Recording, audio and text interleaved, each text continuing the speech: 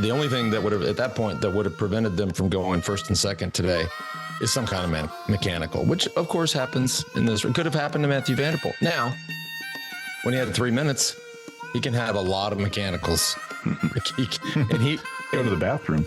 Number 2. Stop. That's one thing we've not ever talked about here on The Move is he was so far ahead that he stopped to take a deuce.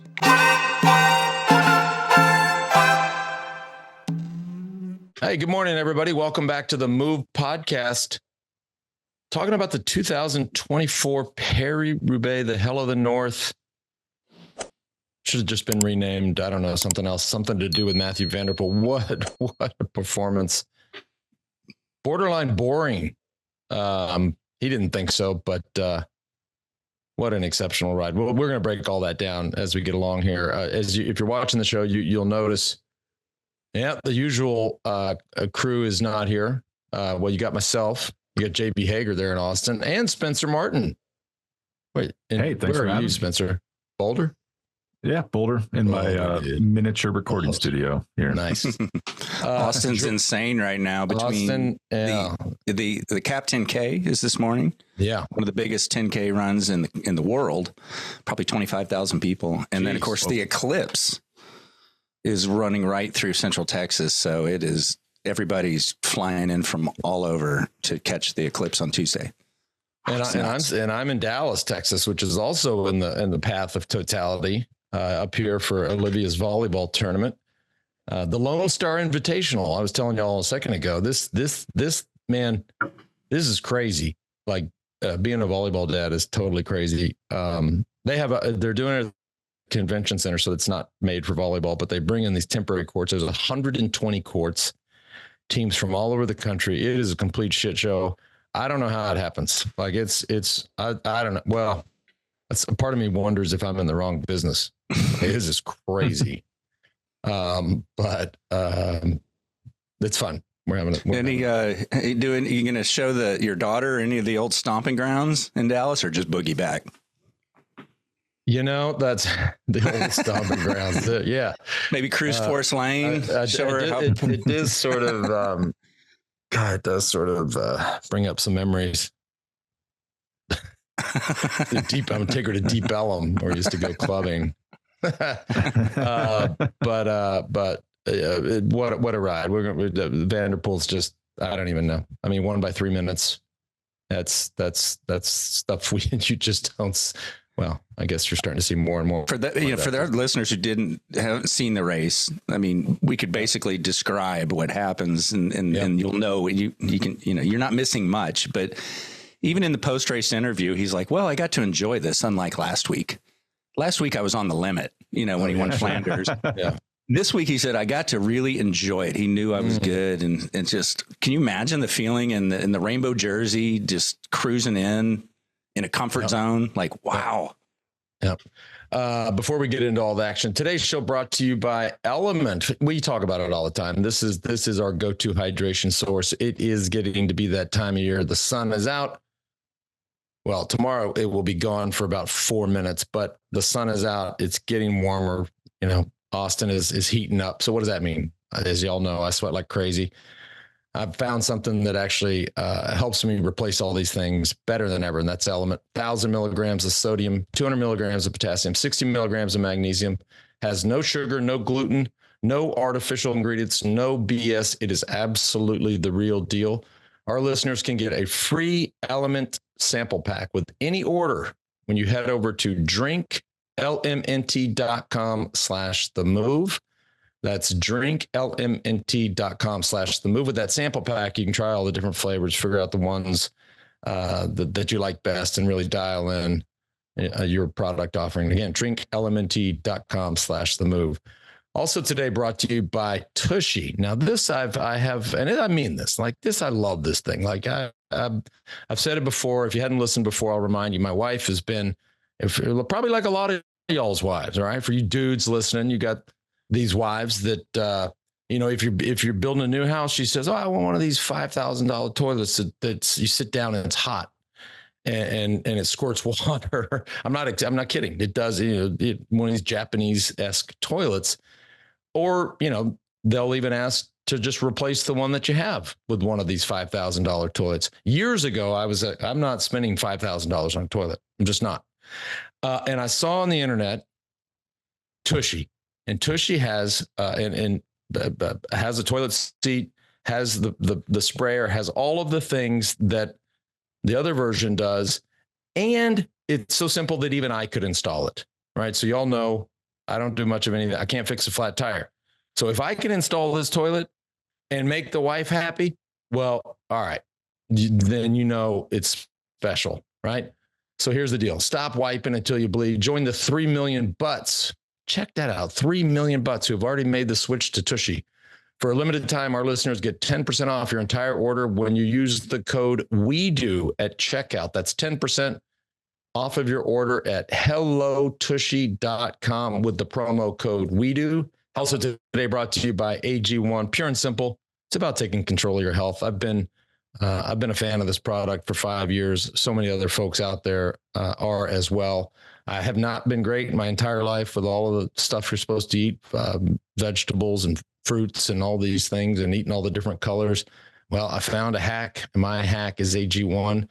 Taking control of my health has never been easier, and it's never been more simple. That's why for the last, like I told you, 5+ years, I have been religious about drinking AG1. And in fact, I'm sitting here in this janky hotel in Dallas, and my travel packs are right there. Helps me feel energized, focused, nourished, and strong and ready for the day. Each serving of AG1 delivers my daily dose of vitamins, minerals, pre and probiotics, and more. There's one product I had to recommend. It's AG1 special offer for our listeners. Again, taking control of your health. You get a free 1-year supply of vitamin D3 plus K2 and 5 free AG1 travel packs with your first purchase exclusively at drinkag1.com/themove. That's drinkag1.com/themove. By the way, I think I read the other day, 50% of Americans are actually low in vitamin D. So take advantage of that and boost those vitamin D levels. All right, let's talk about that. I mean, Mathieu Van, what a special athlete. And not just him. Boy, how about that team? I mean, Spencer, I know you watch these things and watch them closely. It was like there was no other team in the race. They completely dominated from a team's perspective early on in the race. And then obviously Van der Poel, incredible. They also got first and second. And they have won Milan-San Remo, Tour Flanders, and now Paris-Roubaix. What a start to a season. Keeping in mind, 3 years ago, this was not a World Tour team. I mean, what Alpecin has done and built is incredible. Yeah, I don't know if anyone else woke up at like 5 a.m. to watch the start of this race or the start of the cobblestones. They were on the front going into the first cobble sector, and they never left it. I mean, it was breaking. There was crosswind, so it was a little that was adding friction. But then they just broke the race up earlier than I've ever seen it broke up. They caught the breakaway at 140K to go. I mean, that's absurd. And then I don't know if you guys noticed this, but like Wiesma really struggling with flats. Like I feel like the last few years they've been struggling with a lot of flats. Little Trek was struggling with flats. Alpecin had a few, but they just seemed immune to all that. Maybe that's being at the front, but it just feels a little bit more dialed in there than any other team. And Lance, as you said, first and second, this is their second year getting first and second at this race. Yeah. I couldn't find another example of a team winning the first 3 monuments of the season. I mean, it's incredible what they're doing with, I'm sure their budget is growing as Van der Poel becomes a bigger star, but it's not a top tier budget. It's definitely smaller than Ineos's budget. And where was Ineos today? I mean, what they're doing is really incredible. Well, Ineos was nowhere. I mean, they called up Tom Pidcock because Dylan Barla was not feeling well. I think when it got down to check it, and then when it was down to 60 guys, Ineos, this team you're referencing, had one rider, and that was Tom Pidcock. So, certainly tale of two teams there. I mean, he was good. I mean, he's just so talented. Like, I was impressed with what he did. I don't know if you guys know. So it's Sunday today. On Monday, the man could not walk. Like, so the fact that they sent him shows, all due respect, a little bit how desperate they are. Like, if someone's being carried around by a first responder on Monday because they cannot use their legs. And then you think, let's send them to the hardest race of the year on Sunday. Yeah, that's not a great sign. Race. Yeah. Yeah. What are you guys' thoughts on Alpecin and this trajectory? Like, because you guys talk about other directors, other team owners, managers often. I don't think we've ever talked about anybody behind the scenes at Alpecin ever. That's a great question for Johan. Like I don't know enough, or I'm not dialed or connected enough to the inner workings of the sport like Johan Brunel is, but somebody there has a plan and is implementing that plan and has had a plan. This isn't just, look, I think momentum and team morale is certainly in any team sport is massive. But before you get to that, you have to have some planning and some structure to the team. They have done this right. And then you layer on top, a star like Van der Poel, the momentum of winning the first 3 monuments of the year. That certainly helps. But that's a great question for Johan. He'll know more about that. It's just wild when you think back on it. When Van der Poel came as a World Tour pro, it's like, how did the big teams miss him? Or was it always a strategy of Van der Poel? We know his pedigree. So he's got, family who knows the sport. Maybe they intentionally said, you need to be on this smaller team so you will be a bigger star. That's a great question. I mean, his lineage, right? If look at the Kentucky Derby, some horse wins the Kentucky Derby and they pay the horse like $500,000 to go sleep with a girl horse. I mean, the lineage, right? His grandfather is Raymond Poulidor. His father is Audrey Van der Poel. Like, you start to look at that, like, this might work. So that's another Johan question. I don't know. I mean, we know he focused on cyclocross and there was that period of his career, but yeah, it's a great Maybe question. that was part of it too. He went to a team that would allow him to continue to pursue cross, where not to mention he still races. We all remember what happened at the Olympics mountain bike. I mean, the guy can ride. If all of a sudden they busted out a tricycle race or a high wheeler race, or they said to the Pro Peloton, we're gonna have a BMX race, he'd win those too. He can ride anything with wheels. He can ride it. So good question. When Canyon comes out with their tricycle line, he'll be racing tricycles to promote that. But JB, it's funny you mentioned. So I thought the same thing when he was a younger rider. I was like, why is he on this janky team? This is weird. It seemed like he was doing it just so he could race these different disciplines. But I actually interviewed with them a few years ago to potentially work with the team, and it is I would say the most buttoned up organization I've ever seen. Like, they think about everything, and their GM Christoph Rudhoff is.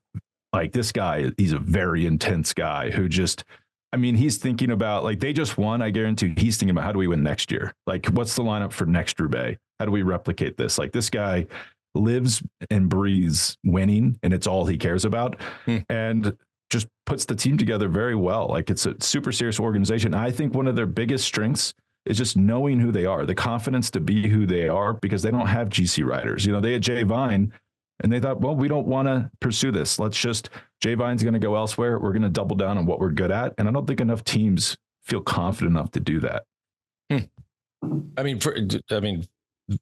For example, Spencer, that name you just mentioned, right? The mastermind here. This just shows you how disconnected I am, at least from the inner workings of the teams and the GMs of the teams. I've never heard that name ever. So, but doesn't matter, right? What matters is he's done it right. And surely if you're Alpecin, right, you came into a program that probably had a fairly small budget, and this has been what a stroke of luck if you're them, right? Compared to some of the other programs that we know what they're spending for those teams. What a deal. That's an interesting thing you bring up, Spencer, that they don't have GC ambitions, whereas, well, Lance can attest to it. I mean, if in your era, the tour was everything. Right. The U.S. market would not have cared in the late 90s if you won all of these, right? Because they don't know the races. But that's just an interesting point, that he's on a team that is not concerned about that, where the sponsors usually dictate, okay, what are you doing in the Tour de France, right? Well, but winning the first 3 monuments of the year, That might Right not up there. equal a Tour win, but that certainly equals a Giro or a Vuelta win, no doubt. I mean, and the team is good enough to go to the Tour and win stages. To me, that's the key. That it's not like Van der Poel can go do his thing and they can still win multiple Tours. They have the best sprinter in the world in Jasper Philipsen, so they still have exposure there.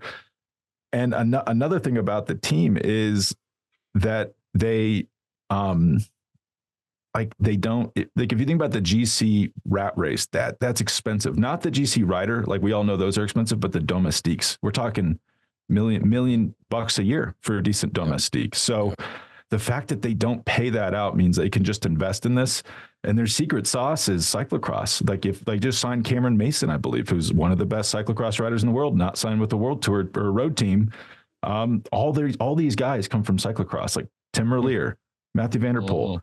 And so they just see who are the best cross racers. Maybe we should sign them to be on the road. Oh, why are we at the front at 150 to go at Roubaix and all our riders are better at avoiding flats and can handle these cobblestones better? Because they pick these guys with the pedigree, the bike handling pedigree to do that. I think it helps in their lead outs too, that they're all incredibly good bike handlers. Yeah. Well, looking in hindsight with Van der Poel and going back to San Remo, because people were like, when Philipsen won, again, Alpecin, people were like, yeah, Van der Poel could have gone for that, right? He could have had that win just the same. Yeah. But looking out for a teammate. And then you saw what Philipsen did, the work that he put in today, disrupting the chase. Like that was, in retrospect, what a great move for the team, for a teammate. They both get the wins. Philipsen will bury himself for Van der Poel. Classic bike racing, right? You have the luxury of being able to sit on, and you're certainly the fastest guy in that group, if not one of the top 3 fastest guys in the sport. I mean, the writing was on the wall there. I mean, the only thing that would have, at that point, that would have prevented them from going first and second today is some kind of mechanical, which of course happens in this. It could have happened to Mathieu van der Poel. Now, when he had 3 minutes, he can have a lot of mechanicals. He go to the bathroom. Number 2. Stop. That's one thing we've not ever talked about here on The Move is he was so far ahead that he stopped to take a deuce.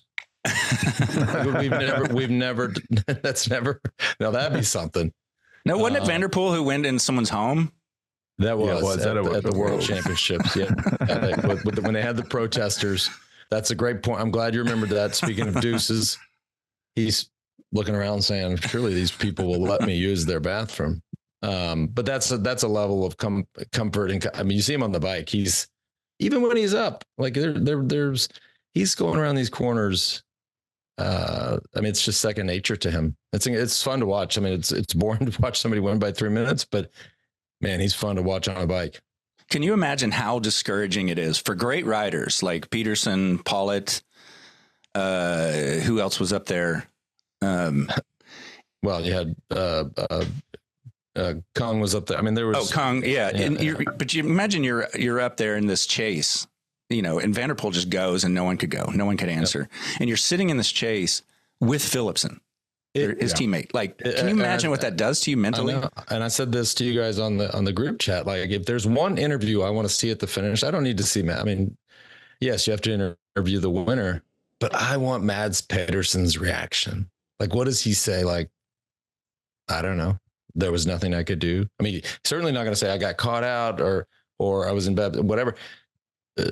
I want to hear what, I mean, obviously it's going to take a couple of hours for the press to come out, but I'd love to know exactly what he thought.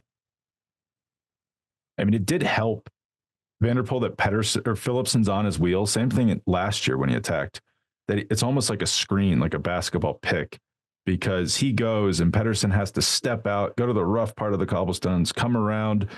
And, maybe he wouldn't be able to stay with him anyway, but it definitely helped. Philipsen helps. And then, as you say, like, you're in hell. If you don't go with him and you're stuck with Philipsen, that's the worst place in bike racing to be. I mean, we could even talk for Jasper Philipsen doing the second time, finishing second in Roubaix, second consecutive time. And he's a sprinter. Like, this is his part-time job. Mm-hmm. And he's just racking up podiums at a one-day race, big one-day race. It's really wild.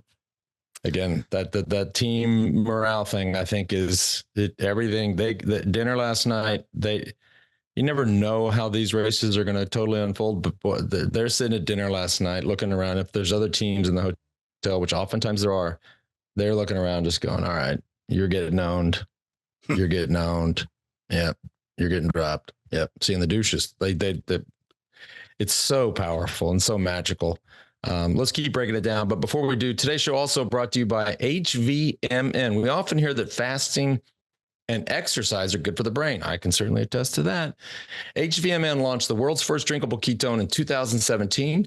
Ketone IQ is their latest innovation on ketones with improved effectiveness, taste, and cost. Ketone IQ delivers clean fuel that can cross the blood-brain barrier, supplying your brain and body sustained energy, focus, and sharpness, putting you in flow, lasting for hours. It's also no wonder that HVM supplied ketones to more than 60% of the teams in this peloton. They're also working directly with Visma Lisa Bike.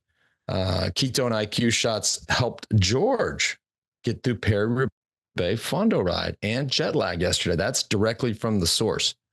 You can save 30% off your first subscription order of Ketone IQ at hvmn.com/themove. Again, that's hvmn.com/themove. Last one of the day. Today's show brought to you by Caldera Labs. Gentlemen, we all know that first impressions matter. And if you're not taking care of your skin, that's going to be the first thing someone notices and instantly either thinks you're way older than you are or that you just don't care about your appearance. Show them that you do and make a great first impression with Caldera Lab. Caldera Lab creates high-performance men's skincare products, and the regimen leads off their product lineup, a twice-a-day routine to transform your skin. Caldera Lab is a leader in men's skincare, made only with top-tier ingredients, and clinical trials have found 94% of men's skin showed an overall younger-looking appearance after using Caldera Labs for just a few weeks. Head on over to calderalab.com. You get 20% off when you use the code WEDO. And that's Caldera, CALDERALAB.com, calderalab.com. You get 20% off with the code WEDO. Everybody's like looking at it. We're on Zoom. Everybody's like looking at themselves. Do I look older? Or do I just not care? I'm in the don't give a fuck category. JB, no, not us. No.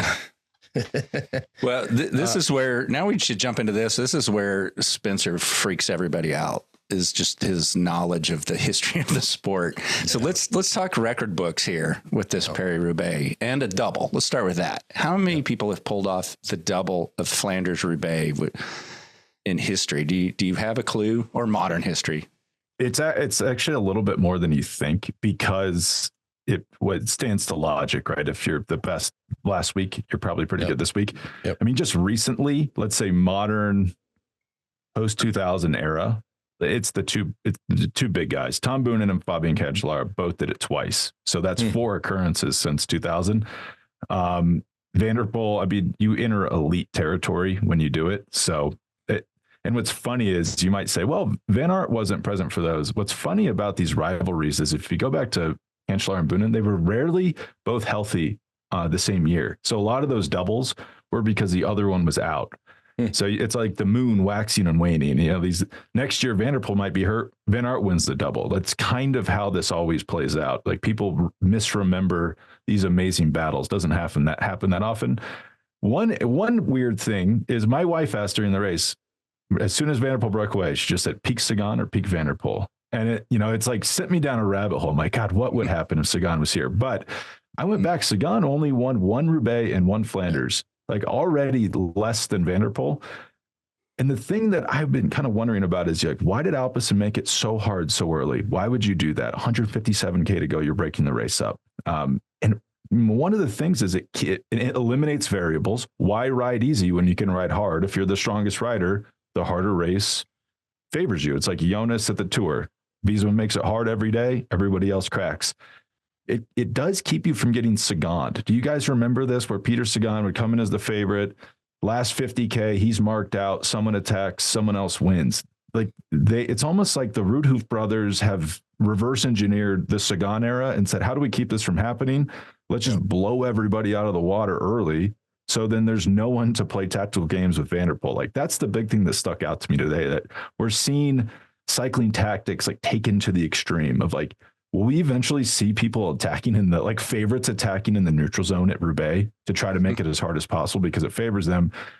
Here's another crazy stat about Van der Poel. So you'd say it's been 6 years that he's been winning monuments. Won his first in 20. Wait, can that be right?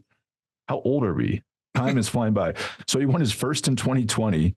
So that's 1, 2, 3, 4, 5 seasons. So in his first 5 seasons, he wins 6 monuments. So that's more than Tadej. He's like has the record for the most monuments for current riders. He passed Tadej in the last week because he won 2 in the last week. And Eddie Merckx has a lot. Like Eddie Merckx won something like 10 monuments in his first 6 years. So at first you're like, well, he's not as good as Merckx, but this is what's crazy. He's only started 17 monuments and won 6 monuments. That's like, what is that? A 34% win rate. Yeah. Merckx won 5 in his first 17. So he's actually ahead of Eddie Merckx if you filter for race starts as opposed to just seasons. And he could win the next monument. Like he could win Liège if he starts it. So like we're seeing a guy win monuments at a rate that we've never seen before. Yeah. Merckx-esque. Wow. And there's another guy in the sport winning monuments at a Merckx rate in Tadej Pogačar. It's a wild time to be alive. All right, our listeners, strap in here. Let's test Spencer. Who's done Roubaix victory in the championship jersey? In the world champions jersey? Mm-hmm. That's like, well, they said it on the coverage. The last Sagan? Sagan's the last person, Sagan right? Sagan was the last to win in the rainbow jersey. It's not common. It's not common. Speaking of the coverage I was watching, and speaking of Mathieu van der Poel, boy, I don't, if y'all, for you Americans that watched on Peacock, look, Phil Liggett's had a great career. You know, the guy's 80 years old. Look, he's a Hall of Famer. But man, he called Mathieu van der Poel, Audrey van der Poel 10 times. Like that's just not if that was Jim Nance covering the Masters and, let's just say it's in 10 years time and Charlie Woods is competing for the green jacket. He keeps calling him Tiger Woods. You wouldn't do it anymore. Right. You get replaced. Again, all respect, Hall of Fame career. We got to find somebody else. Like it was, okay. I was thinking about Liggett. I just had to get that. It was, you guys watched on Flow and using a VPN. So that's, you were spared. But you people listening at home that watched it on Peacock, you know what I'm talking about. All right. It's just unbelievable. I was having a little bit of a Liggett flashback because the first time I saw Roubaix, I have to remind Johan sometimes that we didn't get to watch these races growing up. They're not on TV in the U.S. Mm-hmm. All right. You were watching like VHSs. And I was thinking about Liggett, who we had the production company that would film these races. Yeah. Print them on VHS tapes and mail them, and I would go rent them from a bike shop. Like that's isn't that crazy to think? And you're watching it months and months and months after the race. Like that's how we consumed these races, thanks to Phil Liggett. So again, Hall of Famer in that regard. But man, but back to your point earlier, Spencer, of the race that Alpecin rode. By the way, tactically riding the race the way they did. Because they are so strong and they can do it, it makes it harder for everybody else. It also keeps them out of trouble, right? This is a race, even on those earlier cobbled sections, just being able to see it's one thing to, obviously there's more crashes in the back, less crashes in the front, but being able just to see around other guys so you can see places to avoid. There was so much stress about this new run into the Ehrenberg Forest. There was a lot of the chicane last week. They built in the chicane beforehand. You know what? It turns out it didn't matter. I mean, I think they came in, years past, they have come in there with 100 plus guys and it's a straight run in, and God forbid the weather is bad. They're going, they're sprinting as fast as they can. So they're going 35 miles an hour. It didn't matter. There was the goal of that to slow them down before they hit to slow it cobbles. Down. Yeah, because the run in there can be so fast, and if it is wet, it's messy. But there were 60 guys when they hit that chicane. They were still sprinting Those 60 guys were still sprinting for the chicane. But that's very different than 120 guys sprinting for it. I'd be surprised if they do that again. It just seemed. But it may have made a difference had it been wet. It wouldn't have made a difference at all. Of course, nobody ever knows how the race is going to unfold in the earlier kilometers, but it wouldn't have made a difference. It is. A hot take here. I kind of like the chicane. I mean, I was rewatching the last few years, and guys, I don't know if it's the tubeless or what's going on, but they hit Armberg and their wheels explode. So it adds a bit of randomness to the race. Like you might just be fifth and the fourth wheel blows up. You're out of the race. Like this, at least you enter it slower. It's a very hard cobble section. So I feel like it certainly makes it harder. Yeah. And so losing the advantage of getting a run at it. Yeah. Versus starting from, I don't know, less than 10 miles an hour. The chicane was sharp. So they had to. That definitely makes it, and not that I've ever done it or ever even gone and ridden it for fun. The Arenberg Forest is slightly uphill. So you're starting from, it certainly would make it harder, which I think we should all be a fan of. Speaking of the sport wanting to make it harder. And we also talked, Spencer, this is for you, because they kept talking about record pace, right? I think the average speed was 47.82 last year was 46.84. Spencer, when was the previous edition or the previous record for highest average speed? Yeah, you have to go all the way back to 2022. So the last three editions have been the three fastest editions. Yep. And this has shrunk. This race is shrinking. This is a trend across every race. It's 5.5 hours. It used to be 6.5 hours. Yep. It might have to be Nice-Roubaix next year to get it back to monument distance. Or even start like they originally did in Paris. Yeah. Start on the Champs-Élysées, roll out from there. I'm sure they got nothing going on. By the way, speaking of world champions to win Paris-Roubaix, two days in a row. Shout out to Lotte Kopecky. She won yesterday. The women's Paris-Roubaix, which, of course, we did the show with Ali and Mara yesterday. But two rainbow jerseys in a row. Hell of a finish too. Worth going back and visiting if you haven't watched the women's finish. It was not Mathieu van der Poel-esque, but in terms of what she did, the way she won the sprint on a velodrome, coming over the top, as we discussed yesterday, you have to actually ride farther as you come over the top of somebody on a velodrome. She dominated. So we had two rainbow jerseys completely dominant in different fashions, but both totally dominated the race. It kind of reminded me, watching the women's race was like going back in time. You're like, oh, all the way back in 2021, this is how the men's race was raced, where many people came to the finish line and sprinted for it versus the strongest rider saying, I'm just going to drop everybody and come in a few minutes ahead.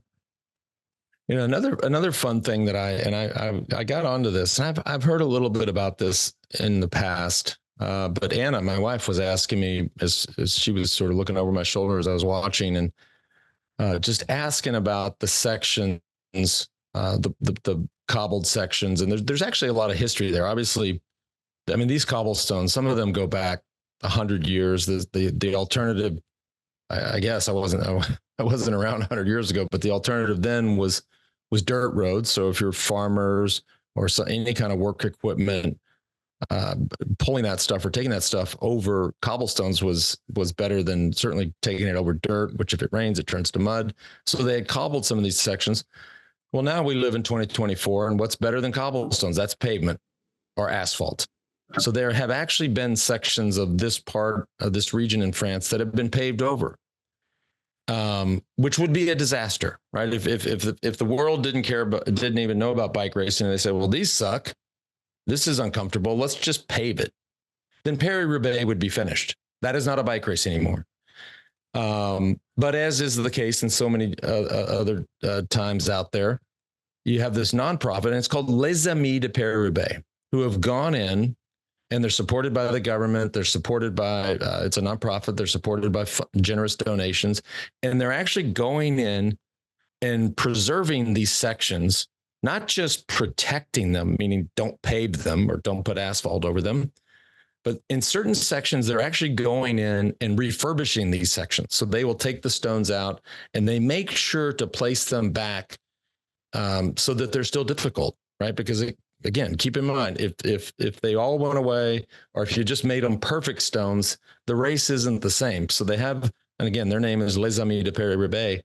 They go in and refurbish these sections and keep them as epic as they are. I love this story, and they've got, so you guys and gals can look online, and they've got great photos. You see the level of detail. They've got students involved. A lot of the students are from the horticulture department for the local university, so they're the thinking there is that is so much of landscape, and landscape architecture is about the beds and the planters. So these kids are coming in and restoring these sections to keep them what they are today. I think, without it, we don't have Paris-Roubaix. Wow. Yeah, they would have paved over all of them. I was thinking about that today. Like, it makes no sense these roads are here. JB, I have to apologize. There's 5 people in Belgium screaming at their car radio right now because I didn't mention Peter Van Petegem won the double in 2003. Let's not forget Peter. Speaking of when you couldn't watch races live in the U.S., were you sitting there just looking at all your data and not listening? I was like, that? Wait, because I got to tell you something. I felt. I mean, it's rare when I talk about things and it warms my own heart. Like what I just laid out was warming my heart, and you were worried about Peter Van Petegem and 21 years ago. I mean, this is fucking. I mean, I'm talking about something that if it doesn't happen, then none of this happens. But that's why we love you. That's it. 2000 whatever. Peter Van. By the way, Peter Van Petegem was. I raced that guy. He's a beast. This guy roll up to a bike race. You're like, oh shit. I guess I'm getting second. Like, he was a monster. Like, that boy they put a number on him. He's like, let's go. Let's race. He was tough. What was he like outside? Obviously good cobbled racer. He won the double. Like, was he quick or just so strong he could just ride people off his wheel? He was, well, he was quick, but not in the sense that a Philipsen or a Cavendish or somebody like that. He just very scrappy, very, very scrappy. And what I was referring to is he looks strong. He was some guys kind of come and go, and off season looks different for others. He always looked ready to race. He was always like that guy. That's cool. Anything else fun? Spencer, any other takeaways before we wrap up this show? I've been up for a long time. My mind is melting. I can't remember if this was the pre-show or the show, but did you mention, JB, there's only been one other person to win by 3 or more minutes, and it was Johan Museo in 2002. And he did it for the very same reason. I mean, look, Mathieu van der Poel is going to win by some time advantage. We don't know. But Museo did it the very same way that Van der Poel did it today, because he had that team, right? Team early in the race, and then the team later in the race, even just one teammate later in the race that totally neutralized. If you're Mads Pedersen and these other guys, you're not that motivated or that interested to pull around Jasper Philipsen when you know he's going to come around you and he's going to get second. So that completely kills the chase. Would it have been a minute and a half? Maybe. But that's the way. I mean, Museo's teams back in those days were so dominant. They had guys there, and everybody's like, well, this sucks. And we heard Van der Poel say he wasn't even on the limit. I mean, he could have made that gap bigger, but he was just managing at that point, especially on cobbles. Well, you don't want to foolishly go down. And I don't know if he's racing Liège. Spencer, you brought it up. That's another Johan question. But if he is, and he's on reserve, I said it last weekend, like, surely he got such a gap. Either he thought it or his director said, hey, oh, by the way, we got Paris-Roubaix next weekend. Just drop it down on a couple gears and conserve whatever you can. But if he's on reserve today and racing Liège, yeah, I mean, it's not a perfect race for him, but the guy we saw today can definitely win Liège-Bastogne-Liège. I don't know how accurate the upcoming races are. Do you know how accurate that is on Pro Cycling Stats, where it shows what they? It's pretty good. It's pretty good because they asked him about it after the race, and he said it was he was like, "Oh, I just want to enjoy today." So, because he has Amstel and Liège and Worlds on the calendar. Well, if that was his answer at the finish, that means I would take that as a yes. He's doing it. And I mean, he should have actually in 2020, I believe, he had a good chance of winning Liège. He was closing down on the lead group, finished 10th, I believe. And you're like, oh, that's a pretty good result. I don't think many people know the day before that. This is when he didn't know what races were important and what weren't. He did a 50K solo breakaway at the freaking Bink Bank Tour the day before Liège and was probably pretty tired from that and could have won Liège that year if he just would have rested or done an actual proper lead in to Liège. Wait, are you suggesting he didn't know how good he was, or his team didn't? I would always joke that like he doesn't, like he's dyslexic with race importance. Like, what do you mean Bink Bank Tour is less important than Liège? Exactly. Yeah. I mean, in the vein of things that nobody's ever heard of, one of them would be the Bink Bank Tour. You gotta go. What is that? Is that in China? What is that fucking? I mean, the Bink Bank Tour. Come on, nobody. Come on, stop. But he's winning, even with these flubs early, he's winning monuments. Like he's winning Roubaix and Flanders so fast that he's closing in on Boonen and Cancellara. Like Boonen won 4 Roubaix, 3 Flanders. That's the record.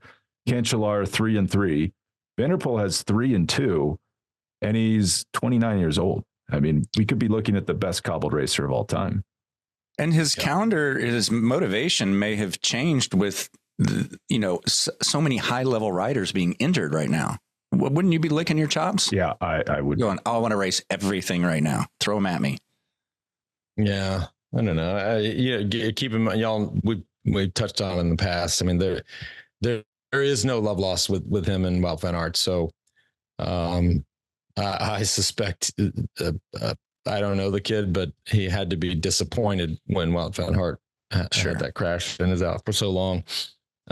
But you guys asked about it earlier. I mean, the preparation for these races are not safe races. Right? These are races, they're not all down doing the Vuelta Catalunya and the Ruta del Sol and doing training camps in Spain.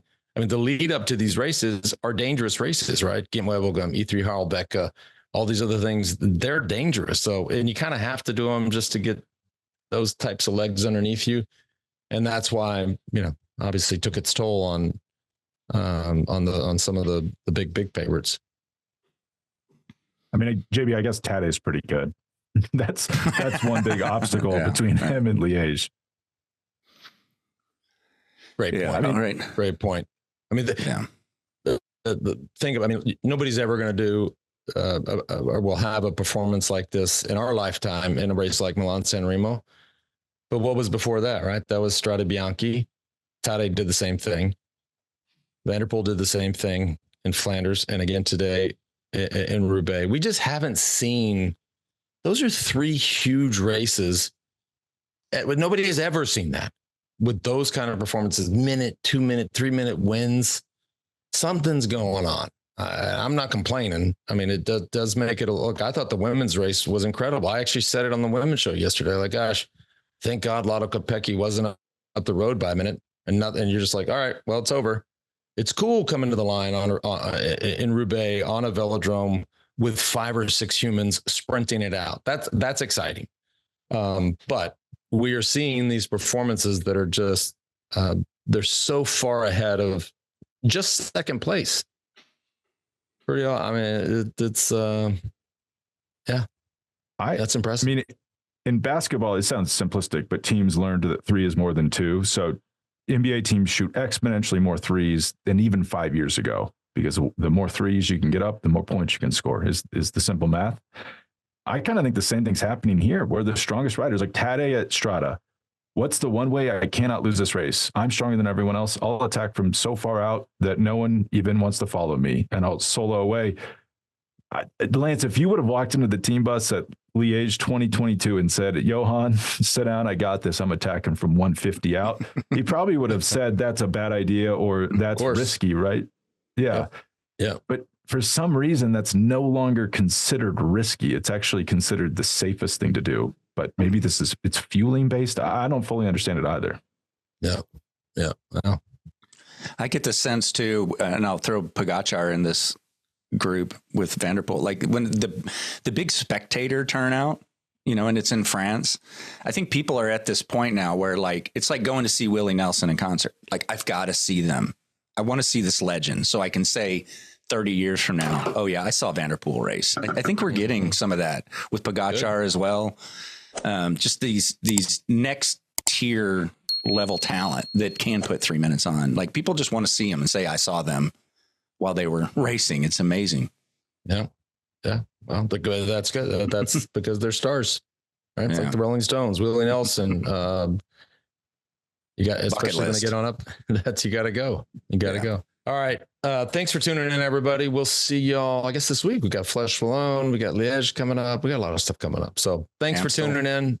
Amstel's after. Yeah. So we got a few more weeks of action before we run and head into the Giro and all that it holds.